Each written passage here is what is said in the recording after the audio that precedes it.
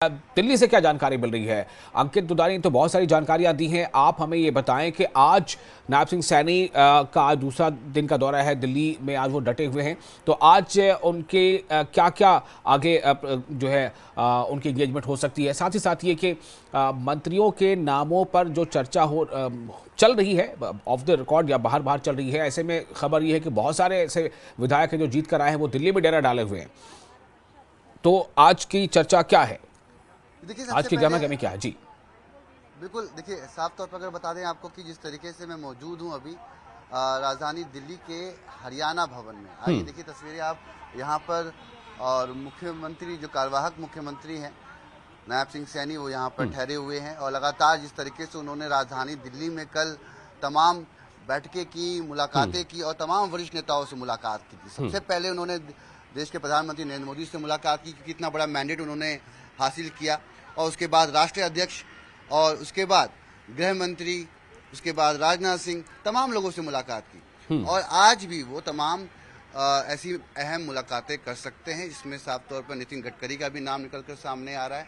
उसके अलावा भी एक दो और मुलाकातें हो सकती हैं। इसके अलावा आपको बता दें कि यहाँ पे कई विधायक हैं जो अभी जीते हैं भारतीय जनता पार्टी के, वो यहाँ पर पहुँच रहे हैं और मंत्रिमंडल को उसमें जगह पाने के लिए लगातार मुलाकातें भी कर रहे हैं। अभी आपको बता दें कि यहाँ पर तमाम बड़े नेता मौजूद हैं और जिसमें हम बात करें अभी मोहन लाल बडोली जो कि प्रदेश अध्यक्ष हैं भाजपा के हरियाणा के, वो अभी यहाँ से रवाना हुए हैं, दिल्ली में मुलाकातें कर रहे हैं।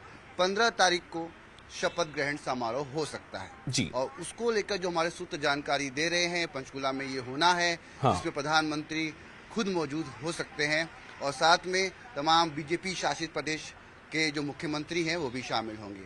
अब इतने बड़े समारोह को किस तरीके से अंजाम देना है, किस तरीके से उसकी तैयारी करनी है, उसको लेके भी यहाँ बैठक यह होते हुए नजर आ रही है और लगातार मुलाकातें हो रही है। मनोहर लाल खट्टर से भी मुलाकात हो रही है, पूर्व मुख्यमंत्री है और बड़ी जिम्मेदारी उनके कंधों पर रही। वही बात करें धर्मेंद्र प्रधान से मुलाकात हो रही है, विप्लव देव जो कि सब प्रभारी हैं उनसे भी बातचीत हो रही है और मुख्यमंत्री अभी भी मौजूद है। आप देखिए कि तैयारी हो रही है, कुछ देर में यहाँ से वो मुलाकात करने के लिए पहुंचेंगे। कई केंद्रीय मंत्रियों से वो मुलाकात कर सकते हैं। लगातार कल से वो ये यहाँ पर दिल्ली में तमाम वरिष्ठ नेताओं से उन्होंने मुलाकात की है और जिस तरीके से उन्होंने जो मैंडेट हासिल किया है उसके बाद ये मुलाकात औपचारिक रूप से लाजमी है जो कि उन्होंने राष्ट्रपति से भी मुलाकात रवि ये बिल्कुल मान लिया जाए कि विधायक दल की जो बैठक होनी है 12 तारीख को, जैसा कि अभी जानकारी मिल रही है, उस बैठक में कोई और नहीं बल्कि कार्यवाहक सीएम जो अभी है उन्हीं के नाम पर मुहर लगेगी और वही आगे जो है एक बार फिर हरियाणा के मुख्यमंत्री के तौर पर नजर आएंगे।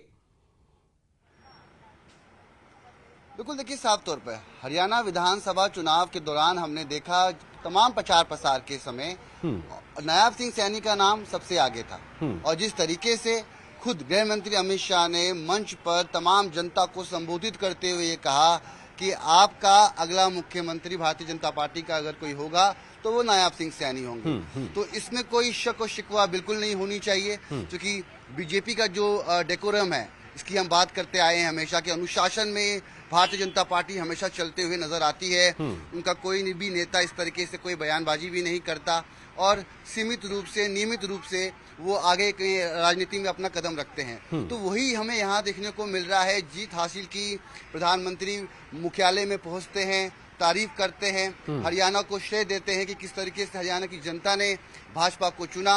अब जबकि बात करें शपथ ग्रहण समारोह की तो उसमें तमाम बड़े नेता पहुंचेंगे, खुद प्रधानमंत्री पहुंचेंगे, तो किस तरीके से तैयारी होगी ये भी दिलचस्प होगा और उस मंच से क्या बातचीत होगी, हरियाणा को किस तरीके से जो अभी कार्यवाहक मुख्यमंत्री है नायब सिंह सैनी, तब वो अगले मुख्यमंत्री के रूप में हम कह पाएंगे कार्यवाहक जो शब्द है उसको हटा दिया जाएगा और तीसरी बार जो सरकार बनेगी उसमें मुख्यमंत्री के रूप में नायब सिंह सैनी हमें नजर आएंगे।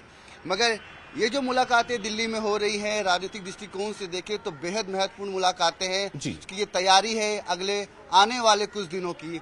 विजयदशमी के बाद से हम जो कयास लगा रहे हैं कि विधायक दल की बैठक होगी, विधायक दल के नेता चुना जाएगा और उसके बाद सरकार का गठन, सरकार में मंत्रिमंडल में किन मंत्रियों को जगह मिलती है, वो चेहरे कौन होंगे, वो चेहरे दिलचस्प चेहरे हो सकते हैं, वो चेहरे हो सकते हैं जिनको भाजपा बैलेंस करके चलना चाहती है, जी। डिसिप्लिन में चलना चाहती है, संतुलन बना के चलना चाहिए, ताकि उसमें डिप्टी सीएम का चेहरा कौन सा होगा।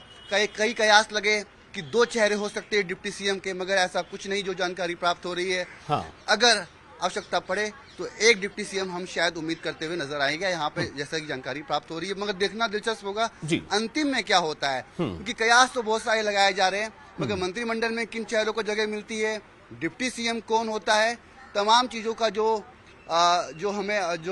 चीजें हमें पता कर पाएंगी, जो हमें पता चल जाएंगी, वो हमें आने वाले कुछ दिनों में रवि दो तीन नाम या चेहरे ऐसे हैं जो बहुत ज्यादा सुर्खियों में है, चुनाव के दौरान भी, चुनाव से थोड़े पहले भी। उनमें से एक नाम आता है अनिल विज का। क्या माना जाए, अनिल विज इस बार जीत चुके हैं और 7वीं बार विधायक बने हैं, उनकी वरीयता है, अपनी आकांक्षा उन्होंने तो सीएम के तौर पर भी जाहिर कर दी है, लेकिन उनके नाम की लॉटरी किस तरह से लग सकती है? वरिष्ठ नेता है और जिस तरीके से उनका एक अपना अंदाज है और राजनीति में वो अपने इसी अंदाज से माने जाते हैं, जिस तरीके से वो अपनी बातें रखते हैं और बेबाक तरीके से रखते हैं।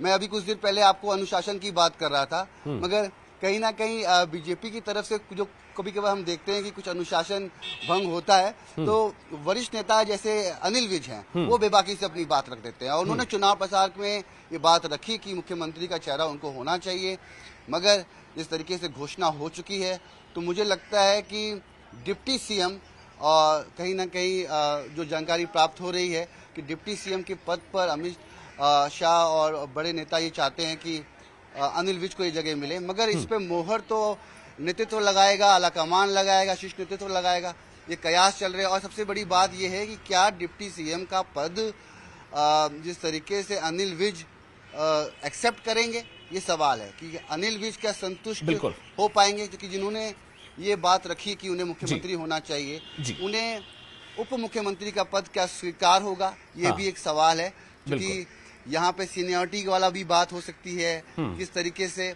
मगर क्या आलाकमान शीर्ष नेतृत्व ये फैसला लेगा, ये भी एक बहुत बड़ा सवाल है जिस पर हमें आने वाले रवि, जहां तक बात आप कह रहे हैं कि ये फैसला लेना, इसकी एक मिसाल हम महाराष्ट्र में देख चुके हैं। महाराष्ट्र में इसकी मिसाल देवेंद्र फडणवीस के तौर पे हम देख चुके हैं, इसलिए इसमें ये कोई नई बात नहीं होगी अगर ऐसा कुछ होता है तो।